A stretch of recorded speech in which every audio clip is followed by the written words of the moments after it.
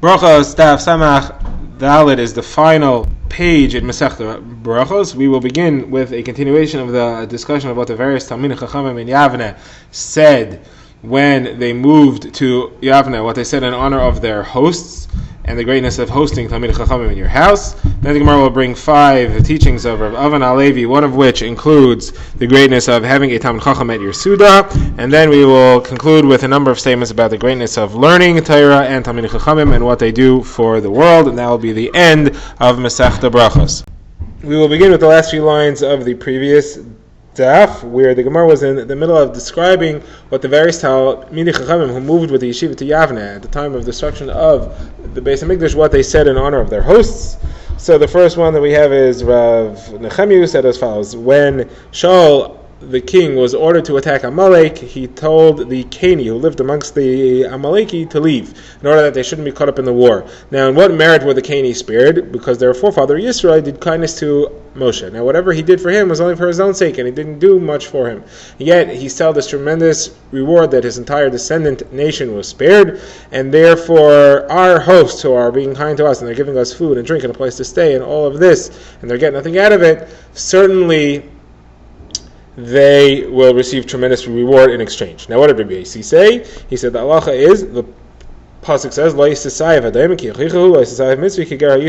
you should not be mean to an Edomite because he is your brother, and shouldn't be nasty you shouldn't reject a Mitzri, an Egyptian, because you lived in his land.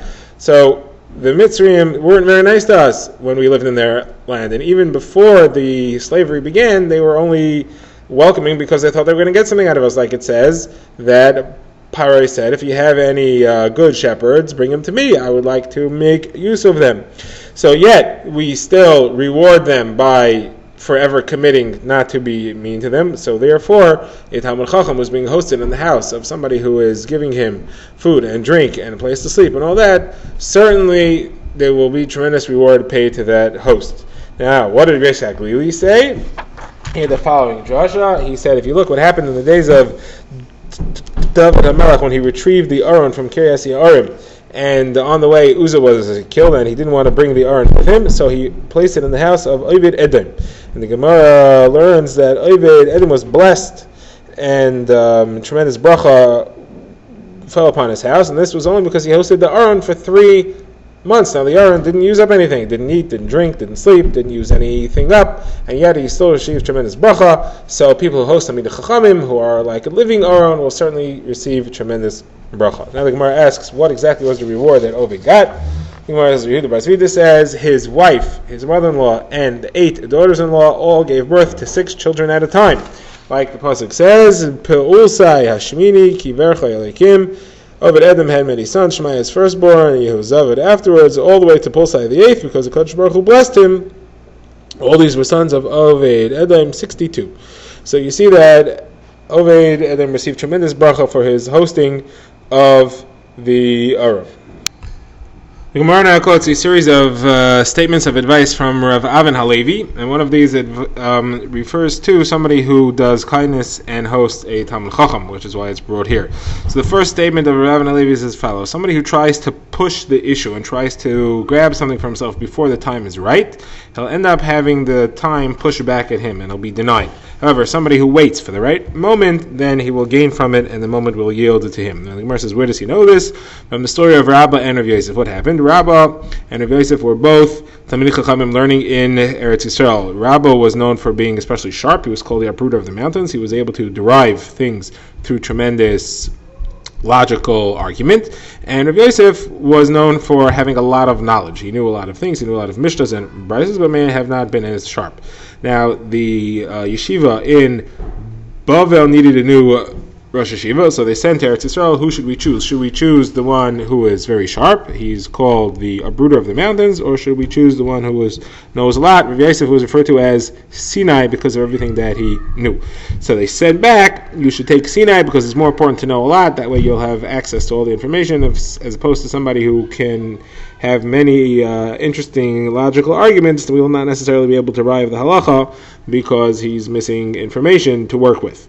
So the Gemara says they offered the position to Rav Yosef, but Rav Yosef was told by a Chaldean that the time was not right, and if he were to take the job now, he would only be Rosh Hashiva for 2 years, after which he would pass away. So he declined the job. Instead, it was given to Rabbah, who ruled as Rosh Hashiva for 22 years, and after Rabbah's passing, Rav Yosef accepted the position then, and he had the position for 2.5 years. So you see, he gained a half year more than he would have had, and he also lived for an extra 22.5 years. So the Gemara even adds that all during the time that Rabbah was Rosh Hashiva, Rav Yosef did not take any honor for himself. He never even called the doctor to come to him. He always went to the doctor himself.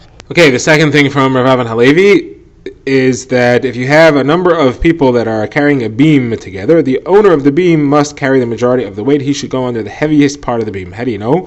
Because the pasuk in Tehillim that was recited when Klal Yisrael went to war was Yancha Hashem b'yom tzara. May Hashem answer you in the day of distress. Yisagev Hashem alei Yaakov. May the name of the God of Yaakov strengthen you. Why Yaakov? Why not Avram and Yitzchak?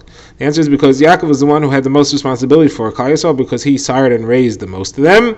He raised the 12 tribes, 12 Shvatim, and therefore he is the one who had to do the majority of the tefillah. Just like the owner of the beam must carry the heaviest part. Next, Rav Avin Halevi said somebody who enjoys a meal together with a Talmid Chacham, it's as if he is sitting together with the Shechina itself, the divine presence. How do you know? Because it says, Aaron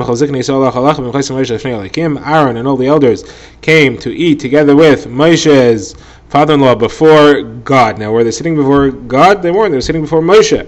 What it means is that if you're sitting with the Talmid Chacham, then it's like you're sitting together with the Shechina itself. Next, Rav Avin Halevi said, when you depart from your friend, you should not say, Lech Bishalayim, go with peace. You should say, Lech Lishalayim, go to peace. Because when Moshe departed from Yisro, he said, Lech Lishalayim, and Moshe went up and he became great. However, when Avshalom departed from David, he said, Lech Bishalayim, go with peace, and he ended up riding and getting his hair caught in the branches of a tree and hanged from the tree. So we shouldn't say that. However, Rav Avin Halevi says somebody who departs from the dead should not say Lech Lishalayim, he should say Lech Bishalayim, like we see when the Nebuah said to Avram Avinu that he was going to die. It said, V'ata tavei el avesecha bishalayim, you will come to your fathers bishalayim, with peace, and therefore that's the proper thing to say to somebody who has died. Now the Gemara speaks about the greatness of somebody who goes directly from shul to the Beis Medrash, from prayer to learning. Like it says that he is meriting to greet the Shechina, the divine presence itself. Like it says, somebody who goes from battle to battle, meaning from the work of prayer to the work of learning. He will end up appearing before God in Zion, meaning he will get to greet the Shechina itself. Another understanding of this pasuk, Talmidei Chachamim never rest, not in this world, not in the world to come. They're constantly growing, striving, and climbing ever higher in their understanding of Torah. They are never finished, and they are never stuck in one level, like it says, that they are constantly going from battle to battle, even in Zion, even in the world to come.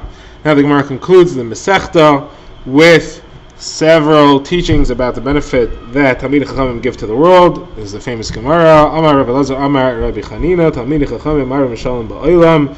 Torah scholars bring peace to the world. Shenemar V'chol B'nayach Lemudi Hashem. All your sons will be learning from Hashem. V'rav Shalom B'nayach, and lots of peace for your sons. Don't read it sons. If you wouldn't have to repeat the same word. Read it as not B'nayach, but B'nayach. Your builders, referring to those who build the world through Talmud, Torah, studying and teaching Torah. Now the Gemara quotes several psukim on the theme of peace and the Torah at the end of the Masechta.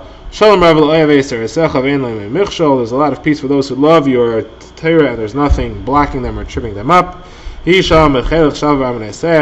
there be peace within your walls, Yerushalayim. May there be calm within your palaces. For the sake of my brothers and friends, I will announce peace upon you, Yerushalayim. For the sake of the house of Hashem, I will ask good for you, Yerushalayim. And Hashem will give might to his nation. Hashem will bless his nation with peace. Hadron Aloch Meseches Brachos v'Hadrach Alon. Da'aton Aloch Meseches Brachos v'Da'atach Alon. Lo nisna Sheminach Meseches Brachos. Lo nisna Sheminon. Lo yibal Mahadain. Lo yibal Mada'asi. We shall return to you, Maseches Brachos, and you shall come back to us.